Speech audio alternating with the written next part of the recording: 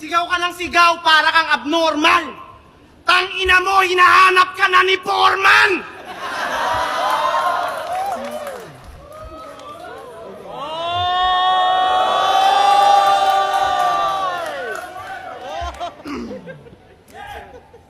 Tinanggap ko tong laban para sa entertainment.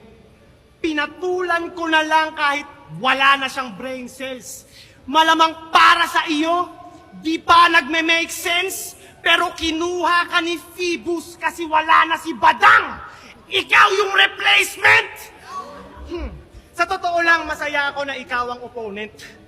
Kahit mukhang galing ka sa imbornal. Kasi sawa na akong murahin ka sa comment, mas trip ko nang murahin ka sa personal! Tangina mo! Inurin.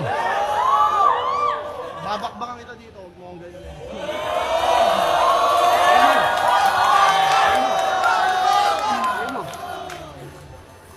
Bouncers! Pag hindi nyo yun to, sasapakin ko to.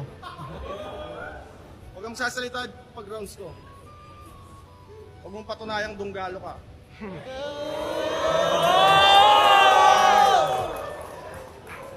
Gago, sasapakin talaga kita, tanga.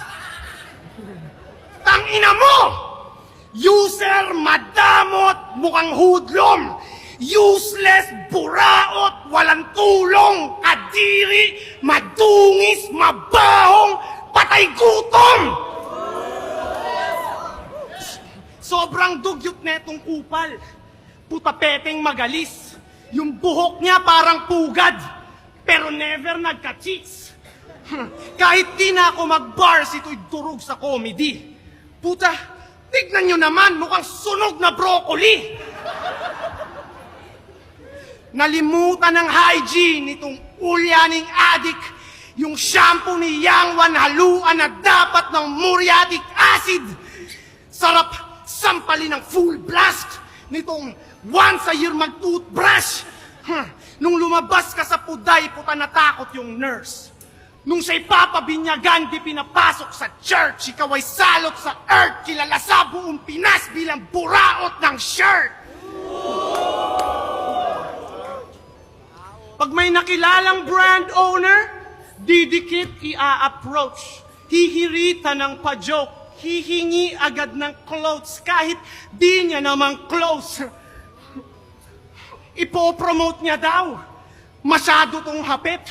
Kapag di mo binigyan, siya pa yung galit. Akala mo kung sino na maangas manghingi. Nahihiya ka pang sabihin na wala kang pambili. Kaya tinatakwil ka na ng tropa. Dapat sampalin to ng alpombra. Kung buraot na kulot, garapalin ko to ng sobra. Ano pa man ang isuot sa akin di makakaporma. Ano, masakit? Totoo naman buraot ka, wag kang magreklamo.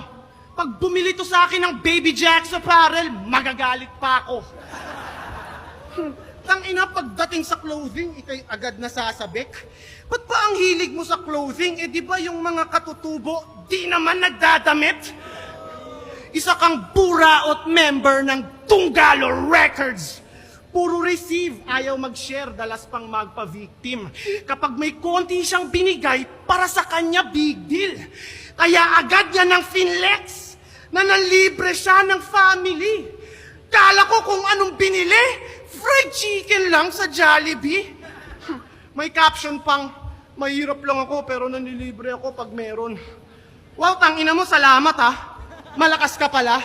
Nanlilibre ka pag meron, eh paano yan? Madalas kang wala. Walang diskarte si Dudong. Bago magkaroon ulit, lilipas muna mga buwan kasi once in a blue moon. Pinost kanyang pamilya kasi kala niya astig. Unang kita ko pa lang, ako'y na-laugh trip na sa peak. Tangina yung pamilya neto, kumakain sa sahig. Ang masama pa doon, nagpapanggap pa siyang mapera. Tangina mo, Tunggalo Records ka, tapos wala kayong lamesa?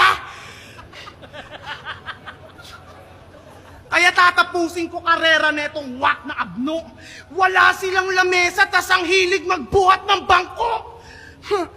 Kawawa ka naman. Sobrang aga nalulong. Mag-iingat kayo dyan. Magnanakaw yan ng phone. Puro ka lang yabang, ang sarap mong kuruga ng malutong. Yangwa ng pangalan kasi di na nag-mature at tumanda ng paurong. Ha! Kahit madaming jokes, ng babadi pagparenya ng laging goal, naka-lock and load. Kaya sa puntos, malabong magka-lead kasi siyang dumb and broke. Kadiri kanyang rap style. Pilit magpaka-tough guy pero feelings niya ay fragile. Gets ko na kung bakit young one, kasi isa kang man-child. At rest in peace kay innocent one. Maagang na maalam kaya di mapaliwanag ang nadaramang lungkot.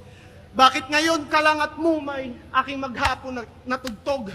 Maraming salamat sa mga musika at maangas na tunog.